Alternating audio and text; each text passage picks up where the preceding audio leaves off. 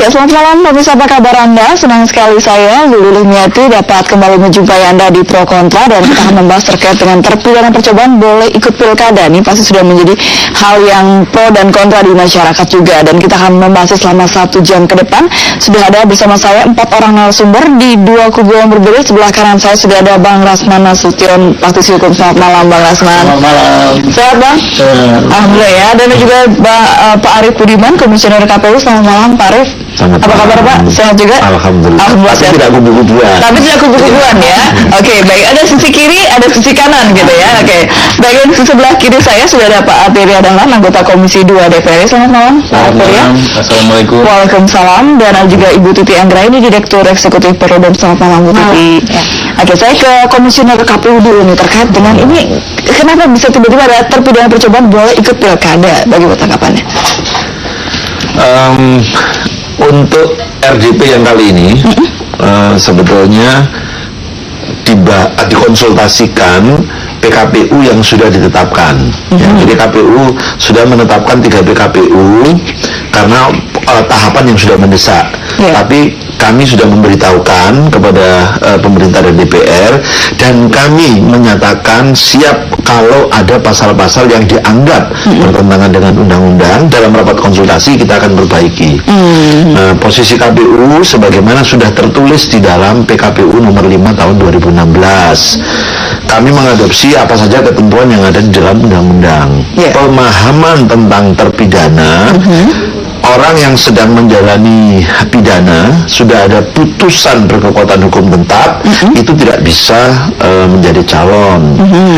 Kecuali dia sudah selesai menjalani pidananya dengan 2 kategori. Sudah selesai 5 tahun sejak dia bebas, maka dia bisa langsung daftar.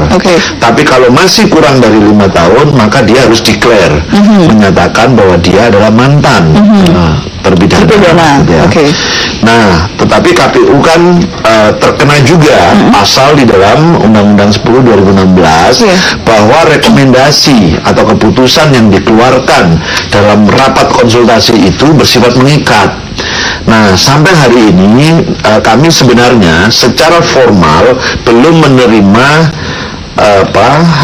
rumusan, formula atau rekomendasi secara resmi dari pemerintah dan DPR.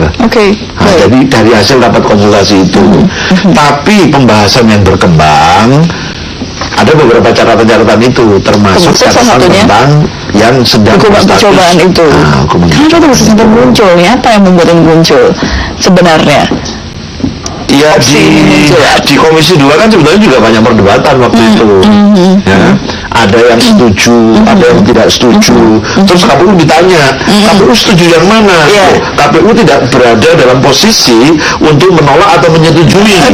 KPU sudah berpendapat dan dituangkan dalam PKPU. Nah, itulah pendapat KPU. Baik. Karena rapat konsultasi itu sebetulnya kan rapat untuk melihat apakah PKPU ini bertentangan dengan undang-undang atau tidak. Kalau bertentangan, maka pembuat undang-undang akan memberi catatan pada kita yang ini bertentangan begitu. Tapi tentu kan catatan itu juga tidak boleh bertentangan dengan undang-undangnya sendiri. Baik, mungkin saya ke Pak Teria nih, bagaimana menanggapinya nih? Pertama kita mau sampaikan bahwa kami coba untuk membaca undang-undang secara waras.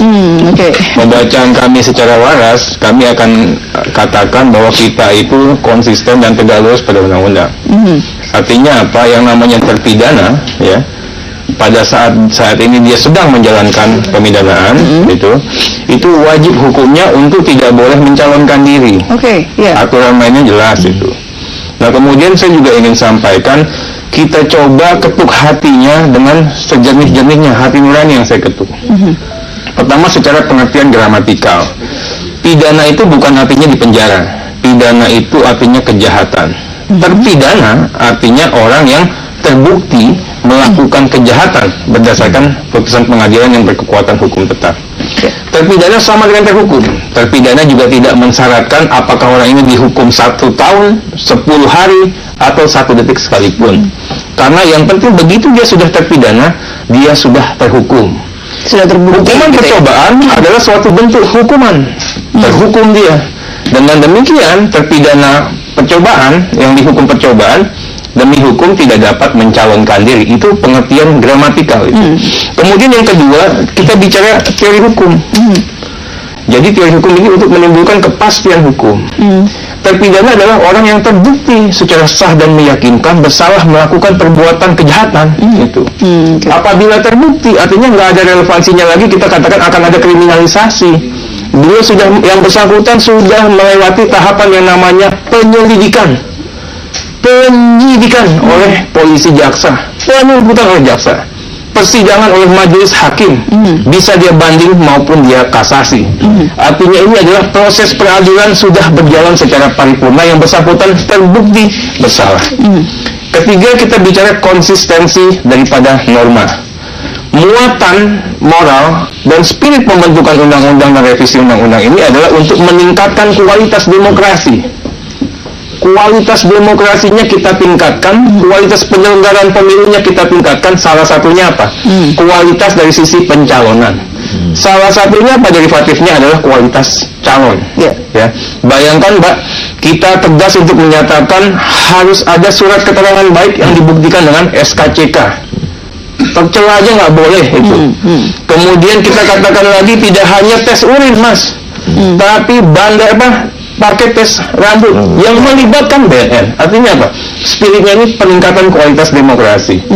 Bayangkan di tengah-tengah kita meningkatkan kualitas demokrasi, kok terpidana percobaan dengan alasan dan argumentasi yuridis yang saya katakan mohon maaf tidak masuk akal, itu dicoba untuk dimasukkan dan dilegalkan. Ketiga, kita juga bicara mengenai kepastian hukum. Ada hal-hal yang perlu ditafsirkan. Tapi rumusan norma ini mohon maaf kita tidak perlu tafsir. Apalagi sampai mengurai sampai ke pasal 14 KUHP seperti ya teman-teman sebagian yang ada di DPR katakan itu. Kami juga akan ulas mengenai putusan mahkamah. Mahkamah mengingatkan kita semua, ya, untuk mencari kepala daerah itu berbeda dengan calon legislatif katanya. Masa sih nggak ada di daerah yang bersangkutan orang baik yang bebas sekalipun dari permasalahan hukum namanya. Coba kalian carilah itu. Itu putusan MK itu. Kecuali kata MK oke lah, kita kasih dispensasi bagi culpa levi namanya, culpa yang ringan. Ya. Kemudian dari pidana politik. Secara sosiologis saya ingin katakan, begitu klausul ini dipaksakan untuk hadir, kami akan tolak betul-betul. Ini adalah masalah degradasi moral. Kita punya keyakinan akan kebenaran. Salah satunya apa kita tuangkan dalam rumusan norma atau hukum. Karena hukum itu sudah mencakup etika dan moral di situ. Saya nggak kebayang kalau ini teman-teman sebagian masih memaksakan juga. Yang kedua, semakin berat ini beban DPR. Publik makin tidak percaya sama DPR nantinya. Dan publik juga akan menjustifikasi keinginan KPU untuk judicial review. Saya yakin jangan-jangan KPU menjebak kita. Wah, kalau ini sampai dikabulkan, jadi KPU mau judicial review, saya katakan silakan ini. Karena terbukti bahwa ada intervensi yang tidak baik yang dilakukan oleh teman-teman di DPR. Mungkin saya punya komentar sedikit. Ya, yang hitam itu nggak bisa kita putihkan. Yang putih juga nggak bisa. Kalau abu-abu pun bisa, tapi dosa. Lebih baik kita nggak dosa.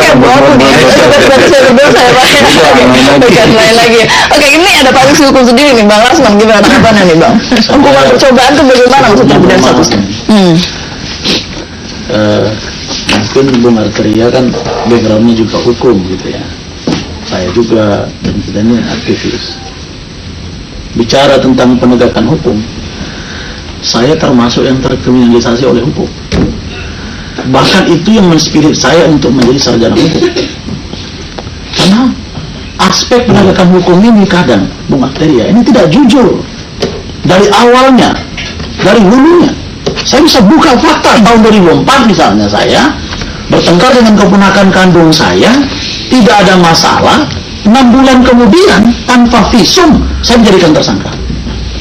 Dan kemudian itu berproses sampai Mahkamah Agung. Akhirnya saya dijatuhi hukuman. Coba kita lihat KUH pidana mengatur KUHP pasal 197 ayat 1 huruf K. Di sana disebut bahwa seseorang yang dijatuhi hukuman kemudian tidak disebutkan apakah dia masuk tahanan atau tidak, itu tidak bisa dijatuhi hukuman. Artinya itu batal demi hukum. Faktanya ini saya bawa ke Mahkamah Agung minta fatwa, Mahkamah Agung tidak keluarkan dan saya dieksekusi. Ini yang saya alami. Nah, yang saya lihat di sini adalah bukan pada aspek diri saya, bukan. Tapi kita kan mengenal ada yang namanya aspek tindak pidana ringan, tindak pidana berat. Kalau yang namanya hukuman percobaan, itu pasti pidananya ringan. Nah, Mahkamah Konstitusi memutus bahwa yang 5 tahun pun yang berat boleh masuk. Nah, sekarang aspek saya bacakan begini. Seseorang yang sudah menjalani hukuman, apakah dia masuk kategori sedang melaksanakan atau sudah? Menurut saya, terminologi bahasa, orang yang sedang menjalani hukuman dengan orang yang telah menjalani hukuman itu tidak jauh beda. Karena itu hak-hak konstitusi dia yang sedang menjalani tindakan pidana ringan. Boleh dia mengikuti menurut saya. Karena yang berat pun dibolehkan oleh MK. Nah, itu menurut saya. Oleh karena itu, kalau seseorang melaksanakan hukuman percobaan, apakah dalam undang-undang diatur tidak boleh melakukan aktivitas? Tidak ada. Boleh. Dia boleh melakukan kegiatan aktivitas sehari-hari, boleh bekerja, boleh melakukan sesuatu dengan tanpa melakukan perbuatan berulang. Katakan dia melakukan tindak pidana lain, membuat dia harus terhukum. Kan itu. Termasuk tidak ada syarat. Tidak ada syarat mengatakan Anda sekarang menjalani hukuman. Seseorang yang sedang menjalani hukuman karena Anda sedang menjalani proses yang namanya hukuman percobaan, lalu kemudian Anda tidak boleh melakukan atau melakukan tindakan katakan dia tahanan kota atau rumah. Dia beraktivitas seperti biasa, maka menurut saya hak-hak universalitas tidak boleh kita melanggar. Pasal 333 merampas kemerdekaan seseorang. Termasuk ya begitu ya. Baik. Sehingga KPU harus memahami. Oke, baik, nanti kemudian tapi kita harus ngobrol dulu. Ternyata kita akan kembali saat lagi tetap bersama kami di Pro Kontra. Kembali bersama kami, segmen 1 sudah ramai, di antara breaknya juga sudah cukup ramai. Bu Titi silahkan memberikan tanggapannya. Ya, tadi Bang Risman semangat sekali ya. Tapi kita dalam konteks ini harus berpikir secara fokus. Pertama yang kita bahas adalah persoalan pilkada. Jadi kalau ada persoalan dengan penegakan hukum kita, berarti itu tuh memang harus dijawab secara sistematis. Tentu di DPR kan ada Komisi 3 yang menangani bagaimana mitra-mitra mereka di institusi penegakan hukum, kepolisian, kejaksaan, dan pengadilan. Dan kalau memang ada keraguan terhadap proses penegakan hukum kita, itu PR besar yang harus kita selesaikan. Tapi di sini kita bicara ketentuan pilkada yang sudah terang benderang, tidak bicara personal, tapi bicara soal wilayah negara kesatuan Republik Indonesia. Jadi kalau membuat aturan, tidak bisa ditendensikan untuk kepentingan seseorang, sekelompok, atau grup-grup tertentu, tapi kita bicara mengatur seluruh wilayah Indonesia. Nah, dalam konteks pengaturan soal kepesertaan terpidana, Undang-Undang Pilkada kita jelas yang namanya terpidana adalah orang yang menjalani pemidanaan berdasarkan putusan pengadilan yang berkekuatan hukum tetap. Nah, hukuman percobaan, Mahkamah Agung sudah mengatakan itu inkrah atau PKHT gitu. Jadi tidak ada tafsir lagi di sana. Jadi kalau kita masih mendapatkan itu sebagai negara demokrasi yang konon katanya cahaya lilin di tengah temaram demokrasi Asia, malu kita gitu. Kita dipromosikan, disebut-sebut negara lain. Apalagi kita punya PR berkaitan dengan integritas. Tidak hanya integritas proses, tapi juga integritas hasil. Tantangan terbesar partai politik adalah partai itu kan selalu mengaku bahwa mereka punya kader-kader mumpuni. Nah, ketika ada pilihan dan kebetulan orang yang dianggap populer di daerahnya, tapi tersangkut kasus hukum, partai tidak bisa memaksakan. Karena memang konsekuensi aturan perundang-undangan, orang yang menjadi terpidana tidak boleh mencalon. Jadi satu, kalau ini dipaksakan, ini akan mendegradasi kepercayaan publik terhadap parlemen kita. Dan tadi Pak Arteria sudah mengatakan, jangan sampai publik menganggap kok logikanya parlemen berbeda dengan logikanya publik. Ini bukan soal tafsir, karena kita nggak perlu menafsirkan, undang-undangnya jelas, terang benderang, tidak ada ruang untuk tafsir yang berbeda. Bahasanya jelas, huruf G itu tidak pernah sebagai terpidana berdasarkan putusan yang sudah PKHT. Kalaupun bagi mantan, dia harus declare, harus menyatakan secara terbuka dan bukan pelaku pidana berulang. Nah, ini jadi kejadian ya. Kalau misalnya dipaksakan aturan ini, publik bisa saja punya asumsi sekarang terpidana dengan alasan pidana ringan boleh masuk gitu ya sebagai calon. Bukan tidak mungkin pembahasan berikutnya nggak apa-apa deh terpidana kalau hukumannya kurang dari 5 tahun. nanti akan kecurigaan itu akan terus muncul. Yang diperlukan dari pembuat undang-undang kita, dari KPU adalah memberikan jaminan bahwa demokrasi kita bukan sekedar demokrasi, tapi demokrasi prosedural yang baik yang juga melahirkan produk yang baik dan berintegritas. Gitu. Ya, saya juga pahami dari suasana kebatinannya saudara saya, Bung Rasman. Itu pahami betul. Tapi ingin saya sampaikan, norma itu sama sekali nggak kita rubah. Dari sejak perubahan pertama, hadirnya undang-undang ini dirubah untuk kali kedua pun kita nggak rubah normanya. Pemahaman pembentuk undang-undang masih sama. Bahkan kita lakukan yang namanya peningkatan kualitas demokrasi itu tadi. Apa normanya? Pertama, kita tegas katakan terpidana itu tidak boleh. Nah, kita bilang clear ya, Mas Arif ya. Terpidana, orang yang terbukti nggak boleh nyalon. Bagaimana yang sudah menjalankan hukuman? Ya, kami pembentuk undang-undang nggak mau, Mbak Titi. Ya, fraksi PDI Perjuangan katakan yang sudah juga, apalagi yang koruptor, nggak boleh. Tapi kan kita juga harus patuh sama putusan MK. PDI nggak bisa jalan sendiri. MK katakan, udah yang ancaman hukuman 5 tahun kita buang. Maunya PDI Perjuangan nggak bisa, harus tetap ada. Kenapa ancaman hukuman 5 tahun harus ada? Kita katakan yang diancam hukuman 5 tahun, biasanya kejahatannya berat, Bung Rasman. Makanya kita syaratkan itu. Tapi apa daya, MK katakan itu. Kemudian yang kedua, kita minta lagi. Ya. Semuanya ini kita maunya clear. Tapi MK katakan apa? Udahlah diampunin. Sepanjang dia jujur sama declare, terampuni lah itu. Itu bukan maunya PDI Perjuangan, itu maunya MK. Kita patuhi juga. Yang juga sangat kita kritik. Kita sayangkan betul. Nah, bagaimana dengan yang saat ini sedang menjalankan hukuman? Entah itu dipidana 1 detik, ya, seumur hidup, ya, kemudian 10 tahun, atau yang percobaan. Acuannya jelas, tegak lurus sama undang-undang. Undang-undang apa tegak lurusnya? Bahwa terpidana itu terhukum, ya, terhukum, mau hukumannya sehari 1 detik nggak ada relevansinya. Jadi tidak ada begitu dia terhukum, dia kayak percobaan. Begitu vonis hakim menyatakan dia percobaan, jalanlah argonya itu. Jadi ini kan sesuatu yang tidak perlu kita perdebatkan dan kita coba jadikan polemik ini. Nah, kemudian kita juga tadi sampaikan mengenai yang dikatakan, oh itu kan tipiring. Ternyata enggak, Bung Rasman. Banyak hal, republik ini kan segala yang nggak ada di republik lain dan belahan dunia lain, putusannya terjadi di republik ini, Pak. Ya, makanya nih kritik saya terhadap Mahkamah Agung. Putusan kalian ini betul-betul menjadikan bagian dari peradaban, loh. Hati-hati Mahkamah Agung untuk menerbitkan putusan. Nah, oleh karena itu pembentuk undang-undang lebih pintar lagi.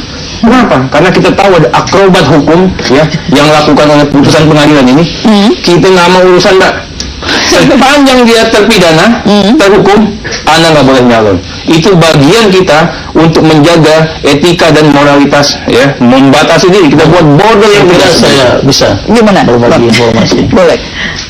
Jadi kalau bahasa Bung Arteria ini kita generalisasi dengan situasi yang ada sekarang, katakan saya yang 3 bulan misalnya, ya, saya harus terputus hak-hak saya, dan itu jelas di dalam undang-undang. Seseorang menjalani hukuman, sekali lagi, yang namanya hukuman percobaan, tidak ada aturan yang dia dihalangi untuk melakukan aktivitas, termasuk mencalonkan diri. Mana ada? Ya, makanya itu tidak ada kaitannya dengan aktivitas. Bukan. Ini masalah moralitas. Kalau aktivitas ada begini di undang-undang pilkada. Undang-undang pilkada. Sebelum kita bicara, kalau dia mengakui dengan jujur, kan di situ disebut itu dia jujur. Yang saya menafsir, sebentar ya. Saya menafsir orang yang sedang menjalani dengan yang pernah menjalani, apa bedanya? Ya beda. Sama. Kenapa? Pertanyaannya, apakah Anda sedang menjalani? Sedang. Apakah pernah? Pernah. Beda, Pak. Pernah, saya sedang menjalani nih. 1 hari, 2 hari berikutnya saya sedang jalani. Iya. Pernah kapan? 1 hari. Berapa hari? 3 bulan. Saya sudah jalani berapa lama? Sudah pernah saya jalani 20 hari. Nah, lalu kemudian ada orang yang mendapat remisi misalnya tidak sampai selesai 10 tahun. dia keluar misalnya, pernah nggak ada jalannya? Pernah berapa hukuman Anda? 5 tahun atau 10 tahun jalannya? Ada jalannya berapa? 3 bulan. Iya. Bisa kan? Nah, artinya apa? Sebentar. Yang saya ingin katakan, kalau Bang Arteria dengan Ibu mengatakan bahwa kita sepakat bahwa penegakan hukum di Indonesia ini belum clear, maka kita harus jujur juga bahwa banyak putusan-putusan yang mastery of justice di negara ini. Apakah saya tanya Anda sekarang, apakah seorang Antasari Azhar yang menurut kita sekarang penuh dengan kemisterian, dia dibebankan yang sama dengan orang lain, pelaku kejahatan yang luar biasa? Saya kira mari kita juga lihat secara jujur. Itu yang saya katakan tadi, bahwa DPR RI, Mahkamah Agung, Mahkamah Konstitusi, kita duduk bareng lah. Kalau memang bicara hati nurani, tidak mungkin Kapolri selalu mengatakan, saya akan perbaiki Polri, perlu reformasi Polri. Begitu akan jadi kepala ini, reformasi. Kita semua mengatakan perlu reformasi. DPR RI aja nggak satu suara gitu. Nah, artinya apa? Saya katakan, mari kita bercermin dengan benar. Kalau ada seseorang yang sedang menjalani hukuman dengan tindak pidana percobaan, tolong dikaji apa pasal yang disangkakan kepada beliau, apa yang sedang beliau lakukan, pasal apa yang dilanggar. Kalau itu memang terbukti keras dan memang dapat dibuktikan, saya kira baru adalah toleransi. Hukum kan tidak harus dengan standar. Jadi kita harus toleran, gitu. Baik, tahan dulu, kita harus konkret dulu. Karena orang-orang yang ditahan itu, dia punya hak untuk dia berubah, untuk dia keluar, gitu. Kita lihat lagi, kita bahas kontra. Hak saya juga. Pro dan kontra ini ramai sekali. Silakan Bang Arif, mungkin mau menanggapi dulu, menambahkan dulu sebelum ke Bang Arteria, silakan. Saya sampai jadi lupa ini. Tapi prinsip begini, pertama, apapun yang nanti menjadi putusan akhir ya dari rapat konsultasi ini, KPU tentu berharap ini bisa berlangsung cepat, karena KPU masih punya 10 atau 7 lagi peraturan KPU yang harus dikonsultasikan, dan KPU bersama pemerintah dan DPR sudah bersepakat ini akan diselesaikan 15 September, karena tanggal 21 September itu sudah akan dilakukan pendaftaran calon. Jadi memang harus cepat. KPU tentu punya kewajiban juga memberi informasi, mensosialisasikan, bukan hanya kepada penyelenggara pemilu di tingkat bawah, tapi juga kepada partai politik sebagai peserta pemilu, juga kepada masyarakat luas supaya dia tahu betul apa, siapa, bagaimana cara pencalonan itu dilakukan. Jadi kalau KPU kan tidak berada pada posisi yang terlalu jauh bisa mengubah norma-norma yang sudah ada di tinggal menjalankan begitu nanti ya. Iya. Nah, apa yang disampaikan Bang Rasman tentu jalan keluarnya ada. Negara ini sudah mengatur jalan keluar kalau orang tidak sependapat dengan peraturan KPU misalnya, maka peraturan ini bisa di judicial review di Mahkamah Agung, atau bahkan melihat pendapat-pendapat Bang Rasman tadi, dia sepertinya kurang cocok dengan norma yang ada dalam undang-undang. Nah, itu silakan dilakukan judicial review di Mahkamah Konstitusi. Jadi jalan keluar itu sudah disediakan. Jadi jangan sampai ketidaksepahaman ini menimbulkan polemik, problem, kericuhan di luar, karena ruang-ruang untuk menyelesaikan sudah itu disediakan. Jadi selesaikan ini di dalam ruangan, kira-kira. Baik. Ya, saya ingin sampaikan undang-undang ini tidak pernah diubah.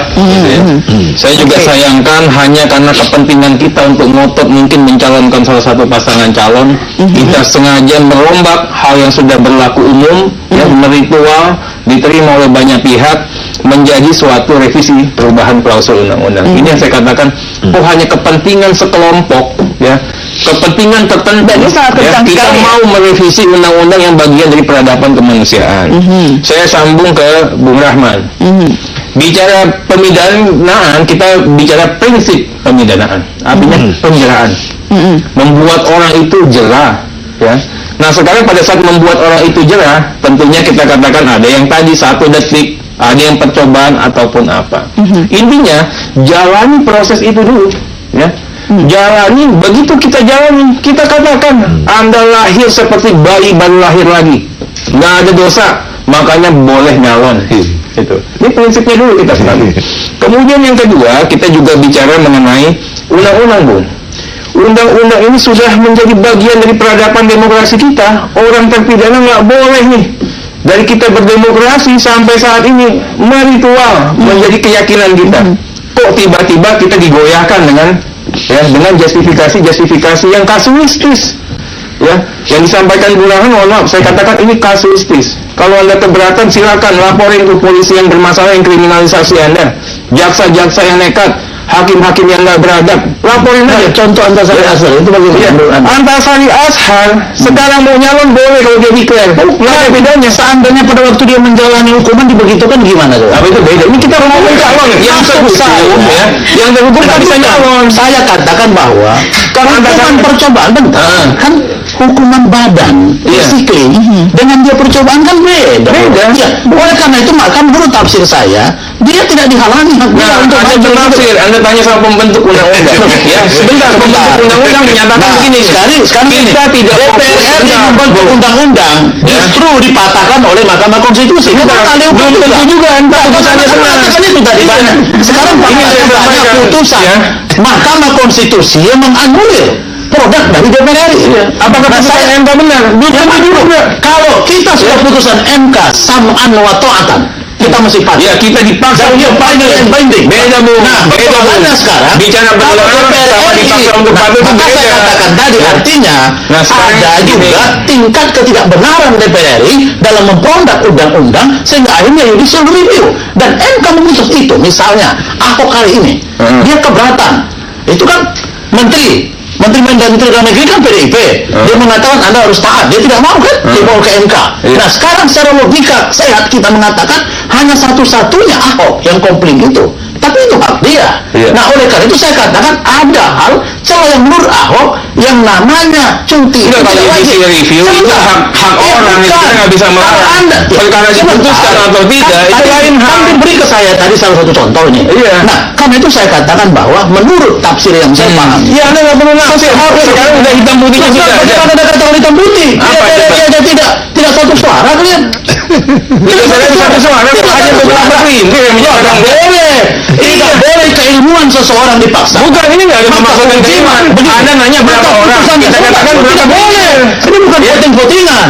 Yang voting kalau dimungkinkan kita voting. Kalau DPR itu keyakinan kebenaran kita akan apapun kita lakukan. Bahwa seseorang yang sedang menjalani hukuman karena dia melakukan hukuman percobaan, lalu itu diketok palu, maka menurut saya memang kita harus taat itu. Tapi jika ada orang besok yang membawa ini ke Mahkamah Konstitusi, lalu diputus, ya silakan. Nah, saya katakan tadi artinya kita saat ini kan berdebat ini.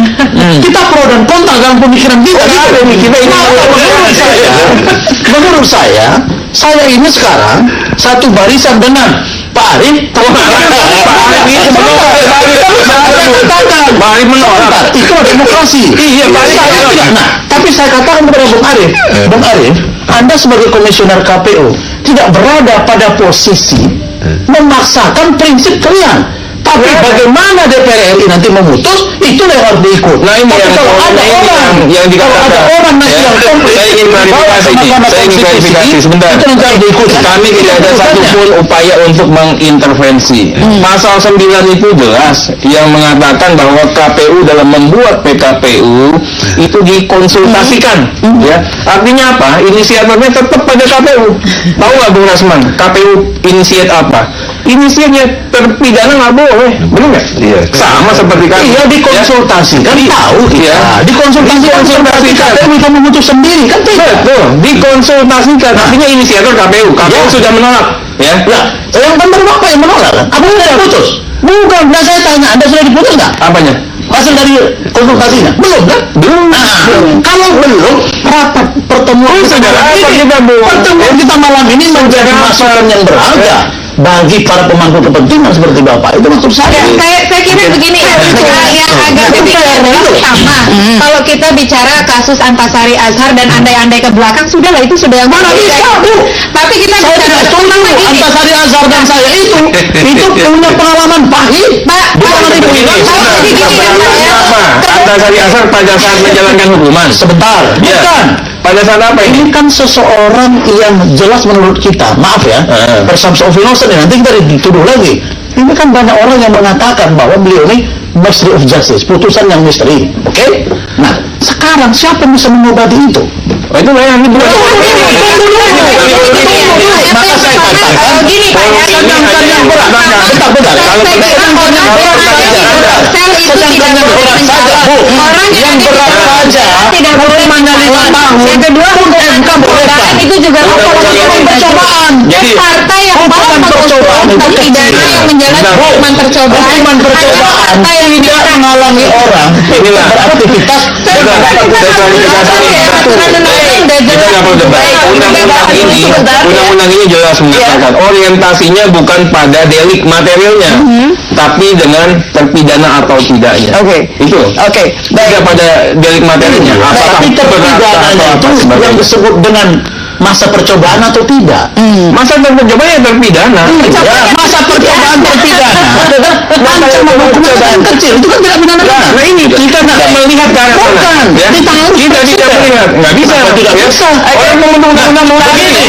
Kalau saya misalnya ada seseorang menjalani hukuman percobaan, ada dia dihalangi? Kan tidak ada. Baik. Nah ini makanya tidak ada dihalangi. Titik PKP tidak pada jalan yang luar atau di dalam. Ini sekali dia terbuka Bisa. Yang di luar sama di dalam tidak kok. Itu bukan pada pidana material. Saya boleh terpidana 3 bulan, tapi saya tidak mau samakan terpidana dengan orang-orang koruptor. Baik, Anda kembali bersama kami, pemirsa, dan mungkin saya kesempatannya ke Pak Arief, tampaknya tadi ingin merunut atau memberikan kronologi, silakan. Iya, supaya publik ini juga tidak bingung, gitu ya. KPU tentu ingin menginformasikan kepada publik hal-hal normatif, hal-hal positif, ya, prinsip hukum positif yang sudah dituangkan di dalam peraturan yang ada. Di sini disebutkan syarat-syarat untuk menjadi calon, ya, misalnya soal pendidikan, kesehatan, macam-macam, termasuk salah satunya adalah dia bukan terpidana. Nah, jadi kita tinggal cek saja apakah seseorang itu terpidana atau tidak. Itu saja sebetulnya. Nah, kalau perdebatannya adalah tentang hukuman masa percobaan, gitu ya, persilahkanlah para ahli hukum ini untuk mengambil kesimpulan satu dulu, supaya publik nggak bingung ini, apakah masa percobaan masuk dalam kategori terpidana atau tidak, supaya KPU nanti juga memahaminya gampang. Itu udah jelas. Saat ini, saat ini percobaan masuk nggak? Menurut saya tidak. KPU memahaminya sebagaimana diatur dalam seseorang yang terpidana. Bentar, seorang yang terpidana dia harus menjalani hukuman di dalam. Oh itu. Itu namanya terpidana. Ada satu kepala daerah. Ada satu kepala daerah. Bukan, saya paham maksud Bapak Ibu semua, saya paham. Saya malah mengalami sendiri, itu. Yang saya katakan, ada satu kepala daerah. Ini fakta ya. Dia kemudian bersidang, jadi terdakwa. Lalu kemudian divonis. Dan kemudian dia mau hukuman percobaan. Tidak berhenti dia kepala daerah. Yang terkait narkoba saja belum ditahan, dihentikan oleh Mendagri. Itu kasusnya kemarin organ ini. Tandanya apa? Tandanya kita ingin membentengi bahwa kepala negara itu figur teladan loh untuk publik. Ini negara demokrasi, hukuman percobaan. Cerita hukuman percobaan. Ini ceritanya orang yang sudah menjalani hukuman percobaan. Ini mungkin lebih difokuskan tadi dulu supaya kita mencari calon itu adalah orang-orang pilihan, putra-putri terbaik yang ada di republik ini. Makanya oleh undang-undang dikatakan parpol kalian cari. Kalau enggak, independen pun bisa, sepanjang apa parameternya rakyat menghendaki, namanya independen.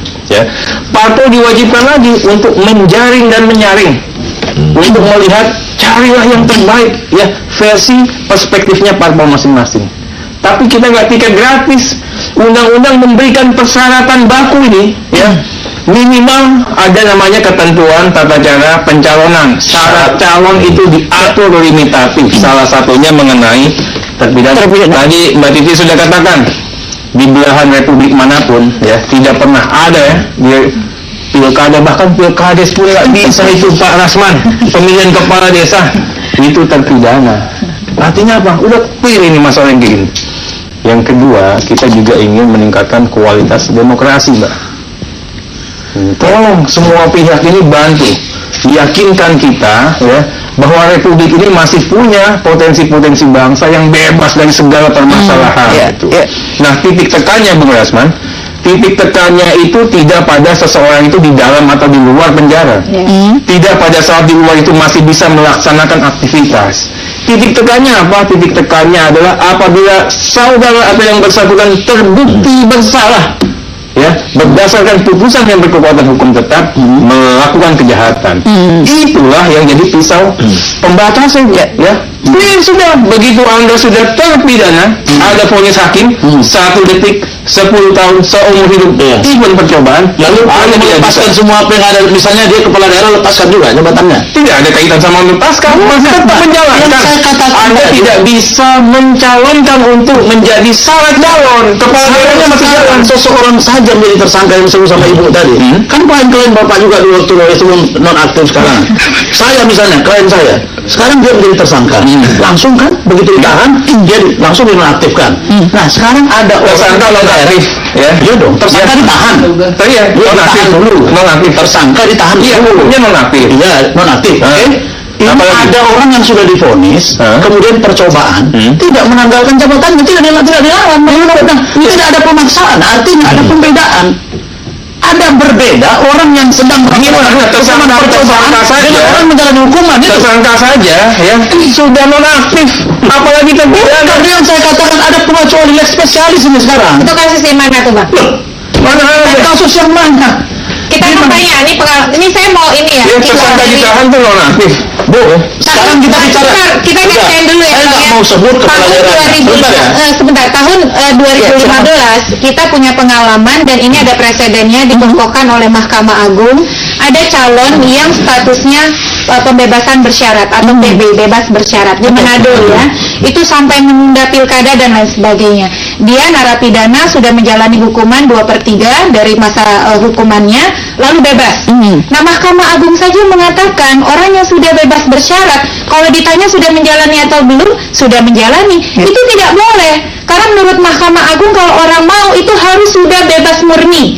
Makanya undang-undang mengatakan kalaupun ada orang mantan terpidana tidak boleh ada sangkut paut baik dari segi pemidanaan maupun administratif dengan Kementerian Hukum dan HAM. Apalagi yang statusnya terpidana. Terpidana walaupun hukuman percobaan pasti ada syarat wajib lapor dan lain sebagainya. Jadi kita sudah punya presiden. Ada itu, Bu. Kita sudah punya aturan. Ini bukan kembali lagi ke Manado ya. Ke Manado, kembali ke Manado. Oke, dia bebas bersyarat dan kemudian dia tidak menjalani hukuman lalu dia tidak dibolehkan. Jadi kembali kepada satu, walaupun dia tidak menjalani hukuman, statusnya adalah terpidana.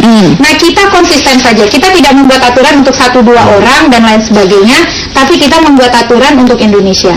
Partai politik adalah gudangnya proses seleksi posisi-posisi publik yang mengisi jabatan-jabatan pembuatan kebijakan publik, figur teladan begitu. Partai kalau ada ruang yang besar untuk mengusung orang, masih mengusung orang yang bermasalah secara hukum, walaupun hukumannya percobaan ya Bang, tetap saja dia dalam masalah hukum gitu. Masyarakat sekarang ini ada 2 institusi yang mohon maaf ya Bang Arteria kurang dipercaya. 1 partai, 2 DPR. Kalau ini dipaksakan itu kebijakannya riset. DPR masih banyak ini tidak boleh. Nanti ibu aja ngomong aja DPR begitu. Apa? Nah, publik tetap percaya, maka pendapat-pendapat progresif peningkatan kualitas demokrasi itu harus dipertahankan. Kualitas dari pimpinan daerah. Nah, semuanya kita harus punya segmen berikutnya. Kita kembali saat lagi tetaplah bersama kami di Pro Kontra. Selamat ya pemirsa, terima kasih Anda masih bersama kami.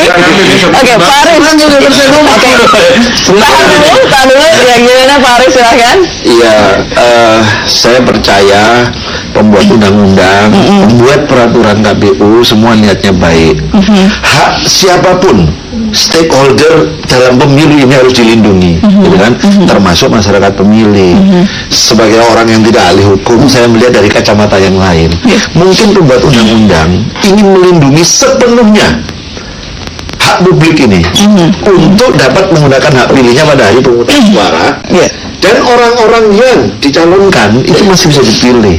Saya membayangkan kalau orang yang dikenai hukuman percobaan, sementara masa percobaannya itu melewati tanggal pemungutan suara, dan ternyata pada hari itu ada sesuatu yang dia lakukan dan itu membuat dia harus diperintahkan masuk ke tahanan. Itu kan publik jadi tidak terlindungi. Negara sudah mengeluarkan duit banyak, ya, apalagi sekarang sebagian dari kampanye itu juga dibiayai oleh negara, ya. Inilah mungkin pesan yang ingin disampaikan oleh pembuat undang-undang, bahwa semua harus dilindungi dari kemungkinan terburuk. Sekarang saya jawab. Mungkin Pak, semangatnya gitu. Sekarang saya kasih contoh. Apa yang terjadi di Simalungun? Simalungun, Sumatera Utara. Jangan jadi contoh. Benar kan? Loh, terjadi itu. Dia mencalon akan segera pemilihan, tiba-tiba keluar putusan Mahkamah Agung. Batal tuh. Nah, itu kan konsekuensi. Maka saya katakan, kalau terjadi konsekuensi. Nah, dia mau maju, tiba-tiba inilah. Itu resiko negara. Namun itu berbeda. KPU sudah kami ingatkan, itu ada calon yang bermasalah.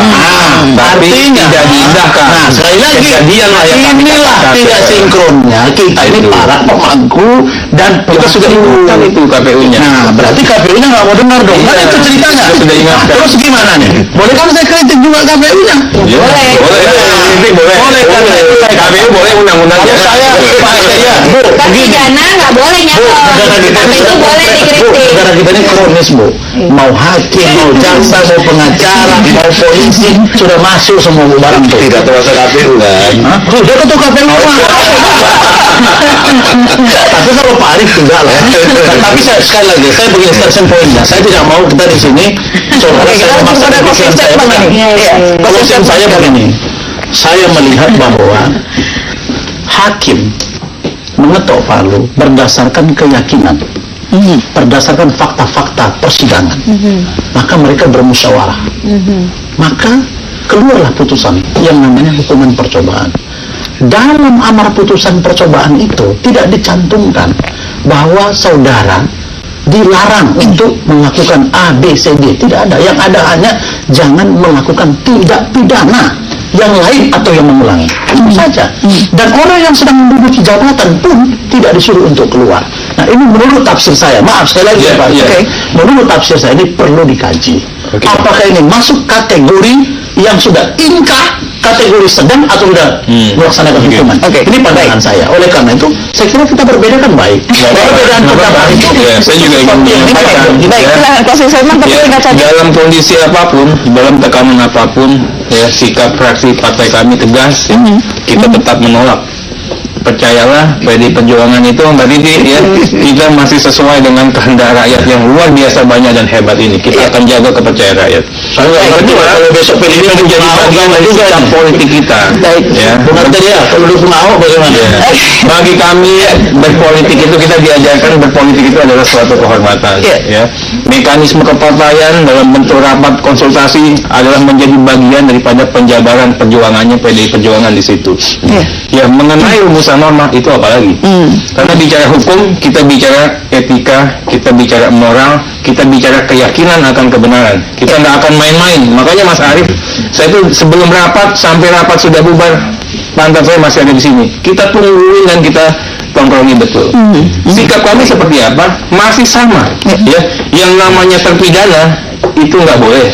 Bedakan terpidana yang telah atau namanya mantan boleh, walaupun kita nggak setuju, MK katakan boleh sepanjang jujur dia declare. Tapi sedang pidana sedang itu tetap tidak boleh. Saya nggak tidak ya, pidana sama. Beda dong. Beda. Terpidana terhukum, narapidana terhukum plus menjalankan hukuman pidana di penjara. Itu lain hal, ya. Nah, titik tekannya tentunya tidak pada saat yang bersangkutan di luar penjara, di penjara atau melaksanakan aktivitas. titik tekannya adalah yang pada saat yang bersangkutan terbukti secara sah dan meyakinkan melakukan pidana atau kejahatan. Itu saja. Simple, sederhana, dan berkepastian hukum. Mudah-mudahan rakyat Indonesia bisa mendukung perjuangannya kami, termasuk perjuangan fraksi PDI Perjuangan di DPR.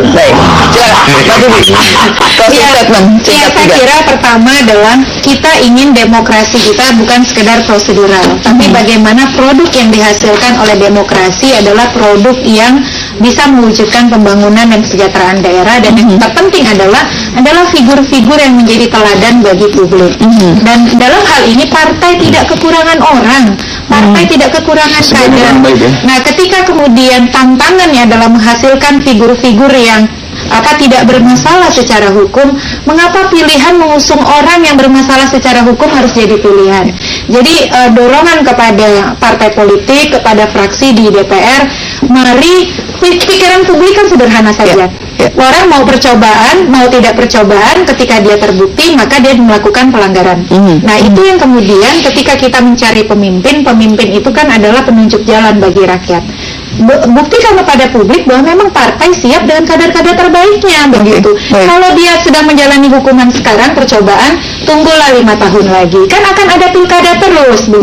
Partai juga melakukan kaderisasi terus, kok maksa sih, Bu? Baik, silahkan Pak Arief, pertama, KPU ingin meyakinkan kepada publik bahwa dalam membuat peraturan KPU melakukan tahapan-tahapan yang itu membuat kami harus cermat, hati-hati dalam merumuskan. Pertama, kami menghadirkan para ahli. Kedua, kami melakukan uji publik. Selain kita melakukan rapat pleno sendiri. Ketiga, kami melalui tahap yang disebut konsultasi dengan pemerintah dan DPR. Jadi, apa yang kami buat itu tanpa tendensi apapun. Kami bekerja dengan profesional, independen. Kalau toh ada yang dianggap tidak sesuai dengan ketentuan undang-undang, maka ada mekanisme untuk melakukan koreksi itu melalui rapat konsultasi maupun peraturan itu sendiri dapat dilakukan judicial review. Jadi percayalah bahwa kami bekerja untuk kepentingan bangsa ini, bukan untuk kepentingan orang per orang, bukan untuk kepentingan golongan. Jadi ini perlu ketegasan ini, KPU sikapnya menolak atau sepakat terpidana percobaan boleh maju ini? Saya sudah sampaikan bahwa sikap KPU sudah tertuang di dalam. Apa ini nggak dijawab? Karena memang KPU kolegial. Terpidana maju kan? Iya. Yang menjadi permasalahan di DPR, begitu ditanya KPU ini diam, jadi ribut DPR antar fraksi. Sudah kita sebutkan di dalam PKPU kita. Baik, saya sekali waktu sangat terbatas. Terima kasih Pak Arief, Bang Rasa, terima kasih Pak Arteria, terima kasih, dan juga Mbak Tiwi, terima kasih. Bungsu juga terima kasih atas kebersamaan Anda. Saya Lulu Kemiati undur diri, saat lagi akan hadir trending topik. Tetap bersama kami di Jak TV. Selamat malam, sampai jumpa.